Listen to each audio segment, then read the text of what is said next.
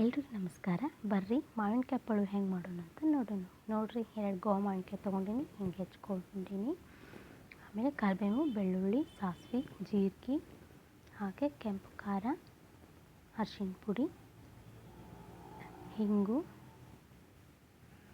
ಆಮೇಲೆ ನೋಡಿರಿ, 2 ಮಾವಿನಕಾಯಿ ಇದ್ವಲ್ಲ, ಇವನ್ನ ಚೆಂದಾಗಿ ನಾನು ತೊಳ್ಕೊಂಡು ಹಿಂಗೆ 2 ಭಾಗ ಮಾಡಿಕೊಂಡು ಅವನು ಹಿಂಗೆ ನಿಮ್ಗೆ ಯಾವ ಸೈಜ್ ಬೇಕೋ ಆ ಸೈಜ್ನಾಗ ನೀವು ಕಟ್ ಮಾಡ್ಕೋಬೋದು ರೀ. ಒಂದು ಬಾಳ್ಗೆ ಇಟ್ಕೊರಿ, ಅದ್ರಾಗ ಸ್ವಲ್ಪ ಎಣ್ಣೆ ಹಾಕೋರಿ. ಎಣ್ಣೆ ಹಾಕ್ಕೊಂಡು ಸಾಸಿವೆ, ಜೀರಿಗೆ, ಎಣ್ಣೆ ಚೆಂದ ಕಾದ್ಮೇಲೆ ಸಾಸಿವೆ ಜೀರಿಗೆ ಹಾಕ್ಕೊಳ್ರಿ. ಆಮೇಲೆ ಬೆಳ್ಳುಳ್ಳಿ ಹಾಕೋರಿ, ಕರಿಬೇವು ಹಾಕ್ಕೊಳ್ರಿ, ಫ್ಲೇಮು ಸಣ್ಣ ಇಡ್ರಿ. ಆಮೇಲೆ ಕೆಂಪು ಖಾರ ಹಾಕೋರಿ, ಅರಿಶಿನ ಪೌಡರ್ ಹಾಕೋರಿ.